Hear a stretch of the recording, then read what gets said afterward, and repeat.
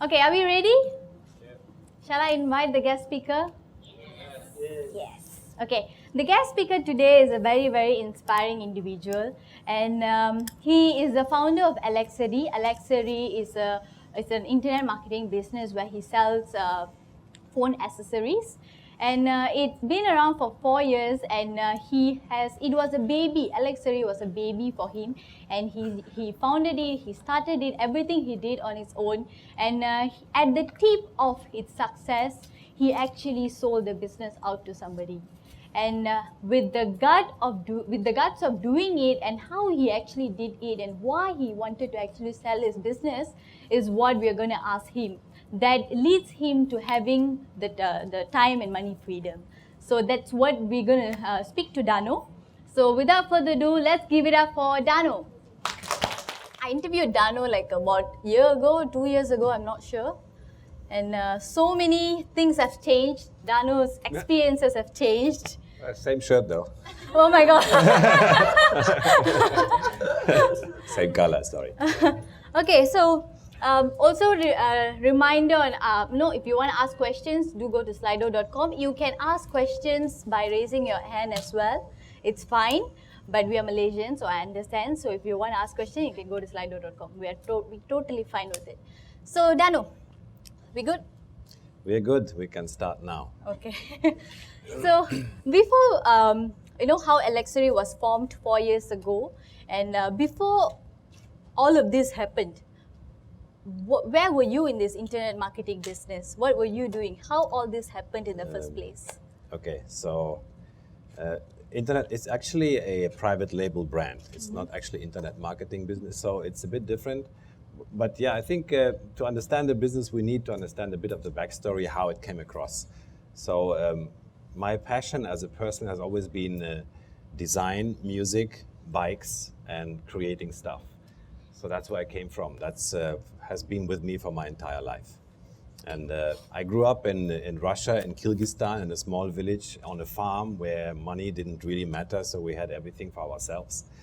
And the only thing you could buy in the shop anyway was butter and sugar, I think. Everything else we had to produce ourselves. So very far from the capitalistic money thing and all that. When I was 10, we moved to Germany. That's when everything changed, when I realized, okay, without money, you don't get anywhere here. We don't have, our chicken in the backyard. We don't have apple trees, so we have to buy everything. How old were you when you? I was 10. Yeah, that's why many things changed. It was really like going to the moon, to another world, from like Russia in the late 70s to Germany in the late 70s. It was a real big culture clash. And yeah, that's why I needed to adjust and learn many things and discover what I want. And so to my parents, giving an allowance and like a weekly pocket money to kids was a very, very alien idea. They did not understand this. Like everybody else would get some kind of pocket money to buy drinks and to buy stuff. I wouldn't get anything because they thought, why would I give you money, son? I mean, so that's why I had to start working very soon. So by the age of 13, 14, I started doing things to earn my own money. So my first business I started was to repair bicycles. Yeah, that's where my first passion, the bikes, came in. So I was collecting broken bicycles and repair them and sell them back off. So that was my first business model. It went well for a while, but I was dependent on the logistics part of my mother bringing the bikes to the buyer in her car, and she kind of refused to do this after some time. So that's where this business came to a halt. And so music, bikes, design, creating stuff was always my passion, and I kept going along with this. And I also developed a condition which I would call authority anxiety, something like that, which is not in the medical books. Authority allergy, I think, is a good term. So I always refuse to follow what people tell me if I wouldn't understand. So I always like to make my own decisions and learn and live on my own terms and try out stuff. And does that mean you follow your heart? I think Simple as that? It's a first. I think it's a first step to follow your heart, to not just simply follow what other people tell you to do, which is like as a youngsters, it's just rebellion. It's just I don't want this, but later it becomes something like following your heart, I guess. If as long as you keep it, it becomes more deeper and more connected to ourselves. I think that's the first step to actually do what we meant to do and do what we love to do. And this led me to doing graphic design, to studying saxophone and sound engineering, and doing all these things that my parents thought were very odd and very wrong. At that time? At that time, yeah. And this is also what led me to Malaysia, actually, because after coming here like 10 years ago for the first time, I realized how much more freedom. You've been here for 10 years now? Yeah, I think in one go, I think it was around, is it quite exactly 9 years ago when I started staying here? 11/11/2010. Yeah, I have a mark in my calendar, a yearly reminder. You came during the Lazada sales or what? That was my only reason. Yeah, I came here 2 years previous to that, and I started traveling back and forth and like comparing and doing like A/B testing.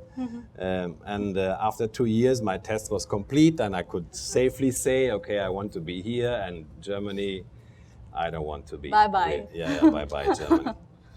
Yeah, so 11/11/2010, so that's how long I'm here. And when I came here first, I was trading, and then I was DJing here, and then, but in Munich, previous to that, I was running a design agency. So that was my main occupation in Germany before I came here. But the whole client thing, to me, I found it very stressful. Dealing with clients, dealing with employees and all that stuff, I thought, oh, this is too much. I want to do a business where I don't have clients. Then good.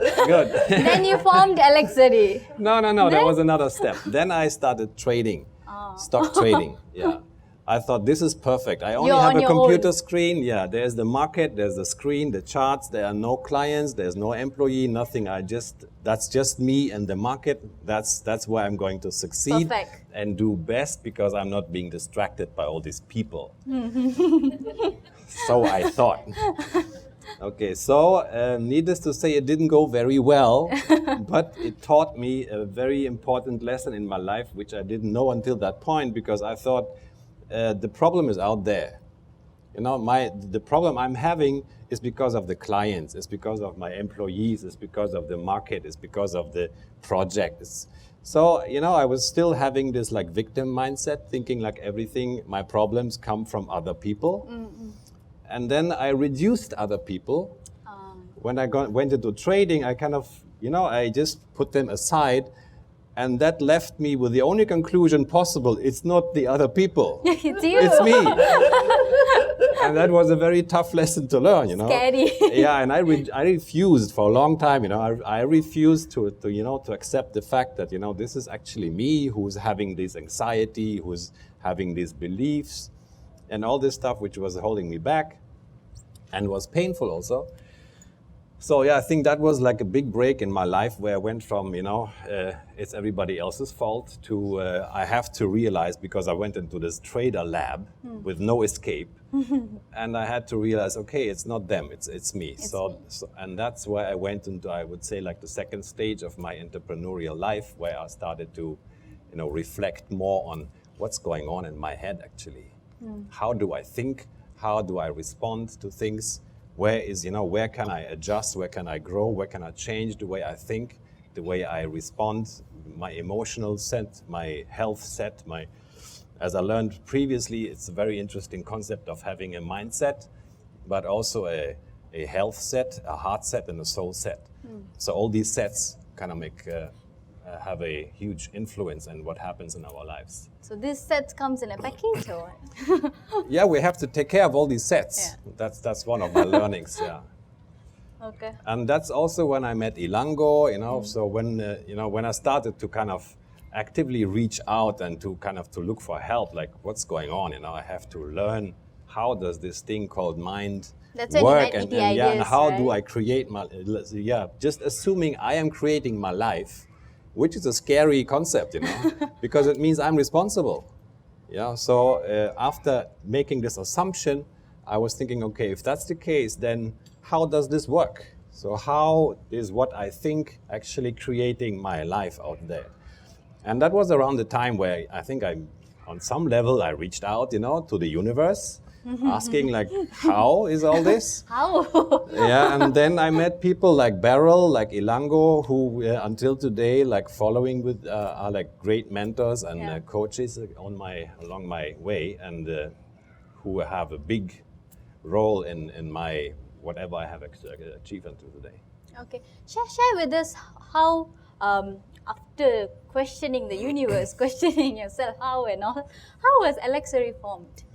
How was it formed? Well, it was formed from two simple concepts. One is I had this 10 plus years of experience with web design and online services.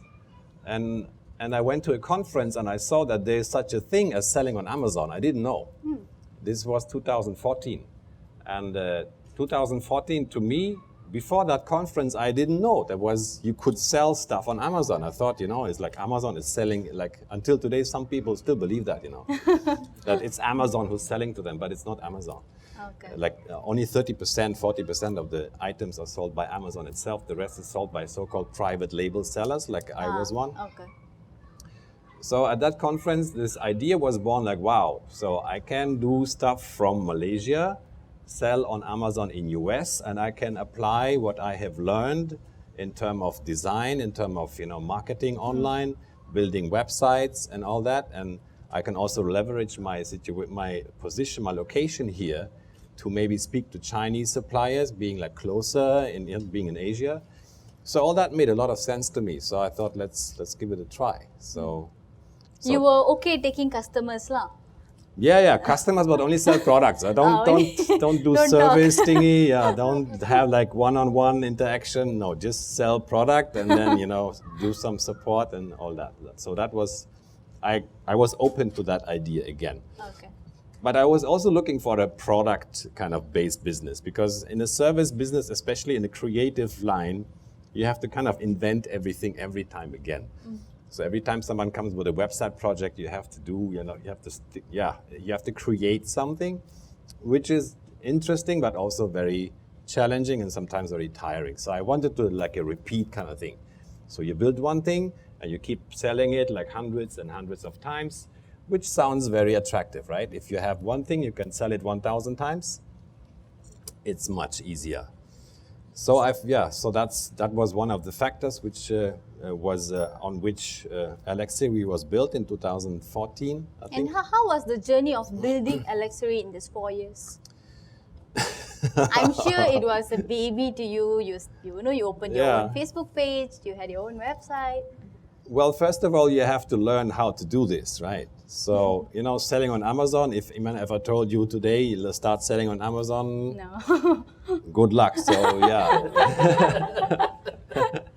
So I joined a course first, and one of several courses I joined, so I did a lot of learning. A lot of research. Yeah, and obviously one of the very crucial things is to pick your niche in your product. And I was always an Apple fan, and those days the Apple Watch came out. So I thought, yay, let's do things for Apple Watch. Which was an okay decision, and in hindsight, I could have picked easier products, definitely, and easier niches, but that's what I went with, and I did stick with it. So I started to sell like a little Apple Watch stand, and then from there I developed, you can see it, yeah. So this is my second product here on the Lxory X10 2. That was the second product I was selling. It was an Apple Watch and iPhone stand.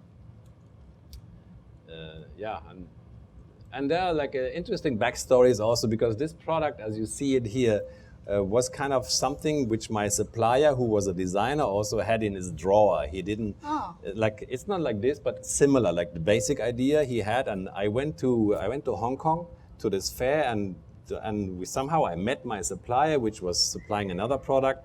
And then we spoke, and they invited me to come to Shenzhen to their office. And then they showed me all the prototypes and the ideas they had. And I really liked this part of this journey, because this guy, he was passionate about doing stuff. He was not just like produce cheap stuff. And he was actually an inventor and a creator. So he presented me with this idea of putting, you know, these two devices in this particular way and to insert the Apple Watch charger in that like a circle space there. I think as you start working on, as you decide to work on something, you decide something, and along the way, things fall into place. Like you meet the right people and all as well. Yeah, and that was a very rewarding part of this journey, to actually work with people who are creative, you know, where you can bounce off ideas of each other and you can create something which, is some kind of wow product. And that was the case with this X stand. And I mean, there have been many evolutions from the first idea to what it is today, and there was many customer complaints which have been reflected into changes of the design and so forth. So this is that was one of the first products I was selling, and from there I also evolved into wireless chargers, which was the main niche of products, which you see on the top right one. That was the dual wireless charger. That was one of my main products before I sold it. So but this is like these are the products, the LED lamp and all that. This all came along the way as you grow, as you see opportunities, and suppliers start contacting you. So sometimes, you know, without even looking for products, people will just come and contact you and suggest stuff, and then you like it, and then that's how the portfolio was growing. I still remember you were sharing, because Lxory is an online online business. You can say that it's an online business, but it looks so simple. It's just a website, you know, it's just a web page. But what are the obstacles that you could face if you're doing an online business like this? Well, the first obstacle is to understand how to get a product from a factory in China into Amazon and to the client. Just to learn how that works will take you at least 3 months. So you have to understand how to package, what label goes where.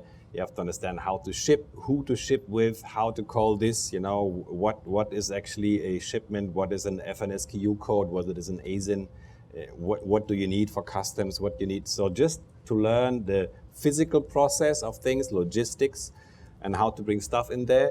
And then you need to learn, when your product is in Amazon, how do you get it to rank on the Amazon platform. Okay, that's just too technical. I didn't understand any of it. Did you?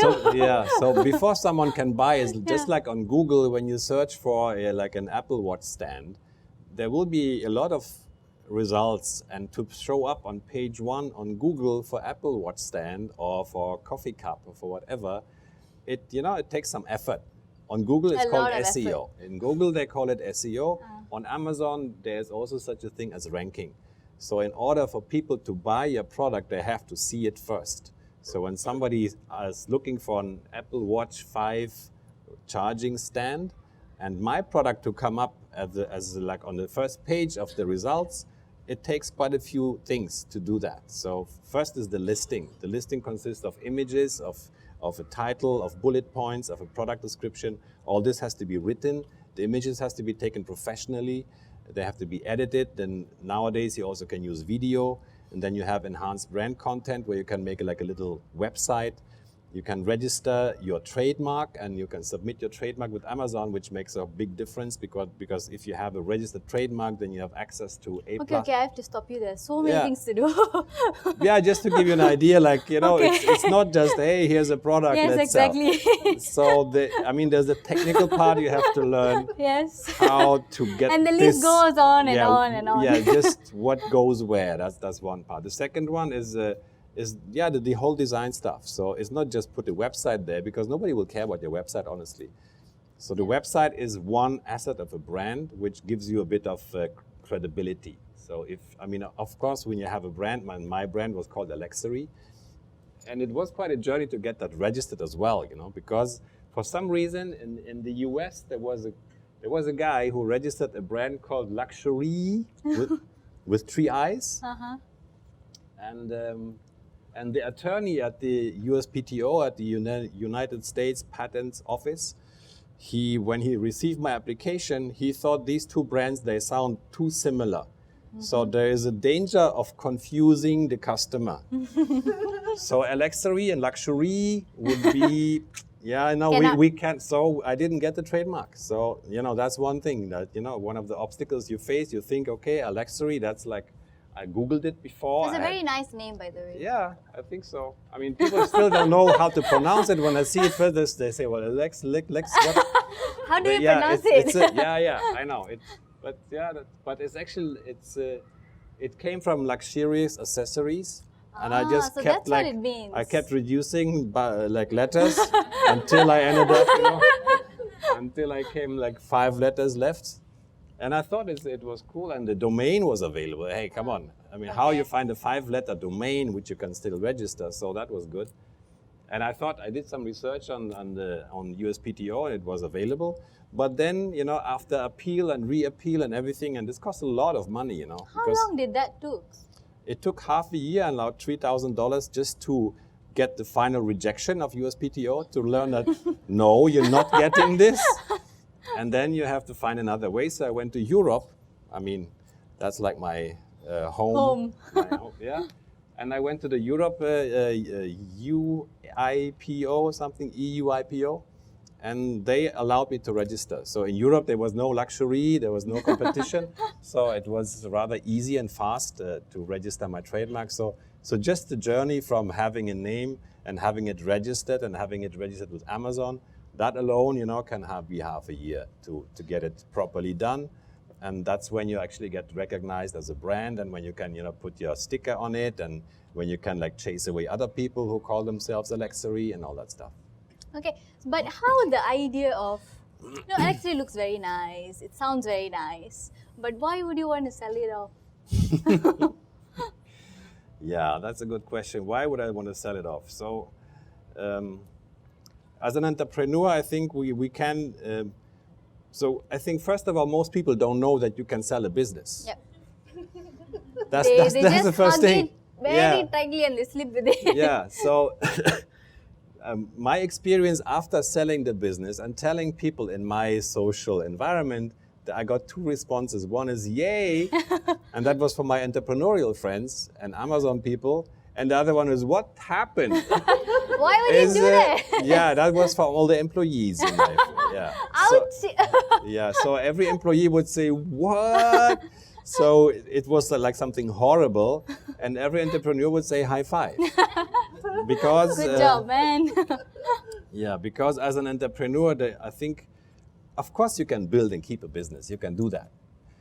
But if you have a product-based business, first of all, if you scale, you need to reinvest. Mm-hmm. So if I sell 10 units today, and next month I sell 20 units, it will take more money to buy 20 units, and this goes on and on. So when you grow, you kind of forced to reinvest your profit, and that's what keeps your profits at a very low level. Mm-hmm. So one of the ways to get like a big boost in profit is to simply sell, because that's when you get like 30 times your monthly profit.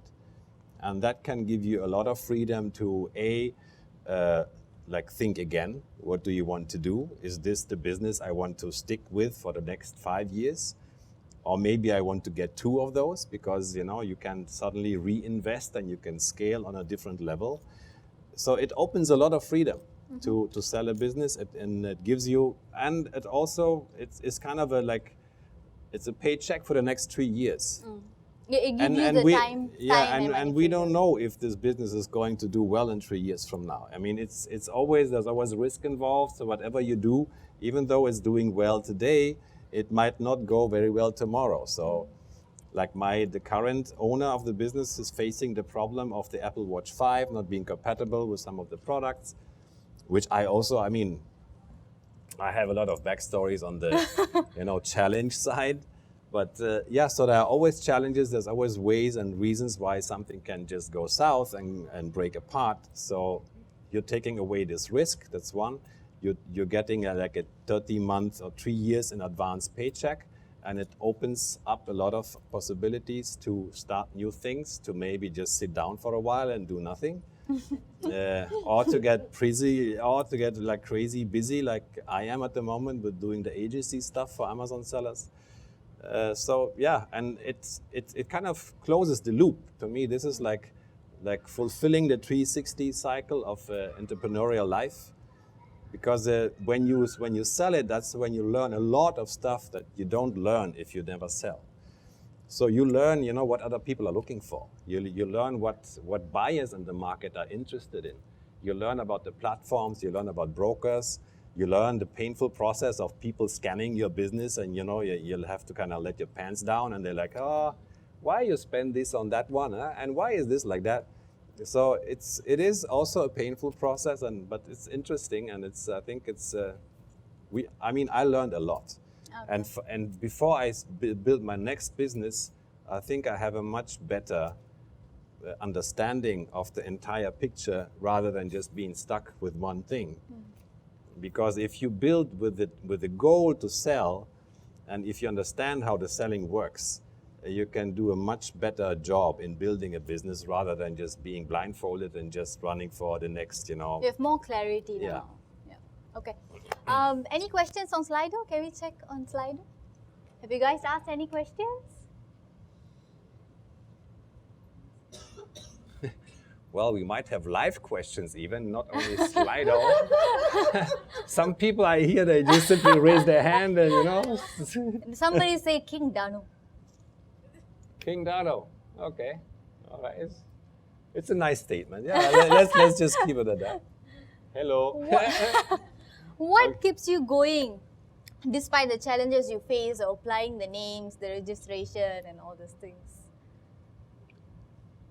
I think basically what keeps you going despite of the challenges, because one of the challenges that I thought you can also share is the fact that you remember he was sharing about the complaint that you got from your customer when you were out on a holiday. Yeah. And how did you handle it? We were out on a holiday in Penang, one of the few holidays I was able to take. 3 days only, 3 or 4 days. And on the second day, I got this message from my Amazon app saying that one customer says she actually has burned her iPhone on my wireless charging pad. And that was bad enough, but not only she burned one, no, she managed to burn 3 new iPhones on one dual wireless charger. And so that was shocking enough. And then I managed to contact her and speak to her, and I ask what's going on. So somehow until today, we don't know exactly what happened, but she sent a picture with a key ring print on the melted surface of the wireless charger. So my conclusion is someone in the house or one of their friends came with these key rings, which metal is kryptonite for wireless charging. When you put metal or a coin on a wireless charger, it chances out will just melt. And that's apparently what happened. So what, did you replace the 3 iPhones? Yeah. You did? Yeah, so her first estimate of the damage was $3,600. Just to translate for you, I think is 14,000 ringgit. And that was a nice surprise at my holiday. And so did you manage to enjoy your holiday or not? No. No. No, that's a straight no. Neither did she.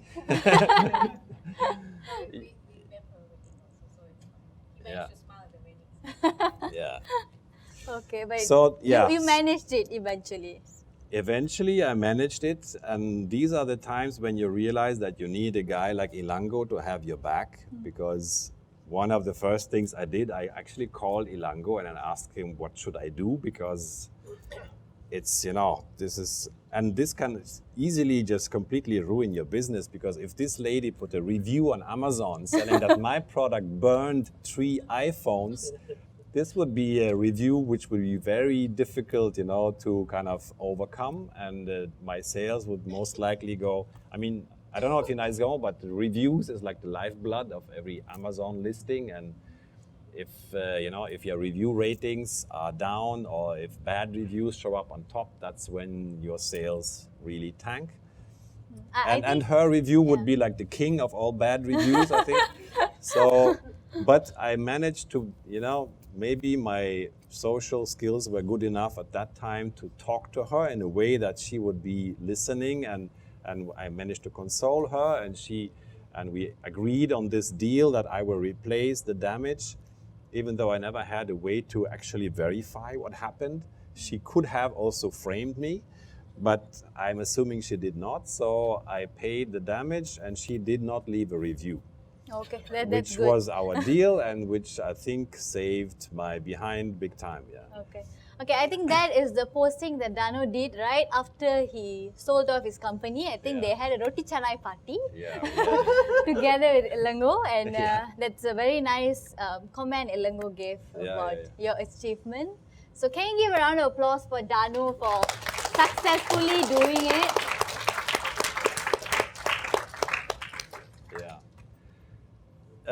Yeah, that was a very big day in my life, and also I think Ilango was very happy about it also, because it was leading up to this were like 5 or 6 months of, you know, dealing with brokers, dealing with buyers coming and jumping off for funny reasons, and so yeah, I mean, it's a process to get to that point where you actually have a person who not just says so, but he actually bank in the money into not only into the escrow account, but actually into my account. So that was a very long journey, yeah. Okay. How much money do you make on average monthly? That's a very personal question, I would say. Please speak to Dano after this. I would say enough. Enough. Yeah, he makes enough. What does having a goal to sell the business mean? How does it differ from having a business without that goal? And what do you do differently by having? Dude, that's a very long question. But it's a very good question. I cannot understand the question. Can I you understand scroll it. up a bit? You understand it. it. The question.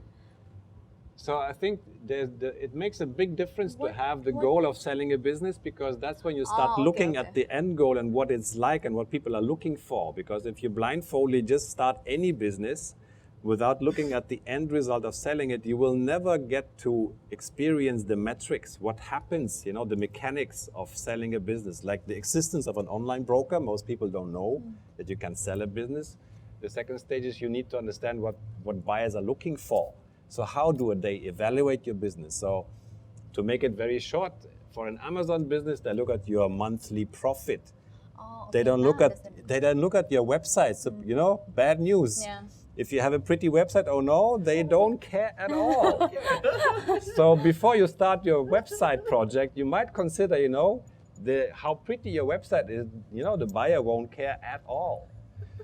Yeah, that was one of my learning. I thought, hey, come on, I have a nice website. You know, look at my Facebook, look at my Instagram. And the buyer said, you know, just go away. Give me your numbers. You know, what are you making per month, and then show me your SOPs. That's what people don't know. You know, they want to know: do you have a system in place to run the business without you?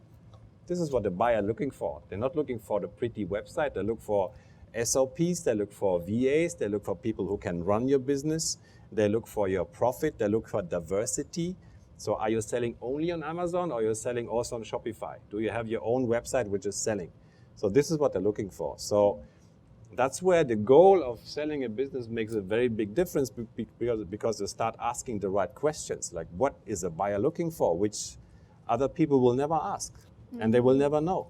And like me, I didn't know. I didn't have this goal, so I was just bumped into it, and then I realized, oh, okay, so my website doesn't matter. Oh, too bad. And then I realized, okay, I need to show profits. You know, I need to diversify, and that's what I missed doing, like focusing more on selling off of Amazon, because every buyer likes diversification. They don't want the eggs to be all in one basket. They like diversity in products. They like diversity in sales channels. They like you to sell on, I don't know, on Etsy, Lazada, Walmart, whatever you can do.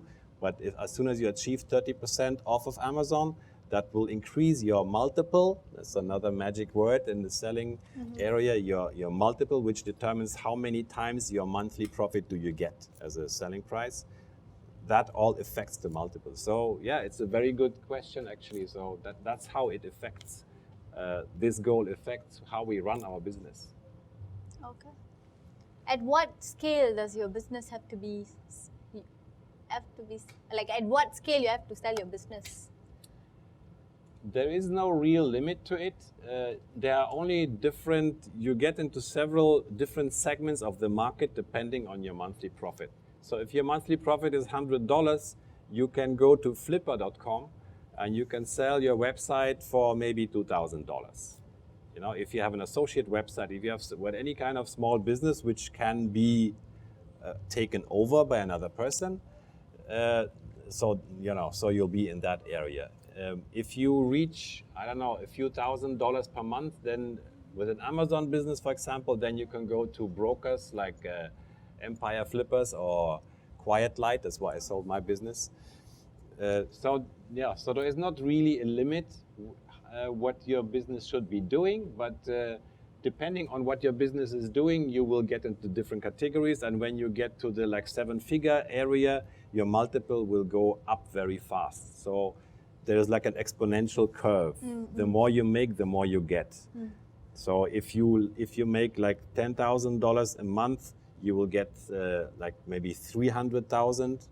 If you make $30,000 a month, you can make maybe 2 million. So it's not just, the multiple goes up. So this is how it reflects. But you can actually sell at almost any level. You just got to follow your heart, I think. Yeah, in this case, you have to follow the broker. I think at this stage, your heart is... Until you get the broker. but yeah, of course, if you ask yourself, am I ready to sell now or should I grow it further? Yeah, if you see potential to grow it, by all means, do it. Yeah. If you think, okay, that's another case. Sometimes we're just out of ideas, We've done all this. That was on our list was, to do this product, to do that product, to have this channel and that channel. And that's where we are. So now we don't know how to move on.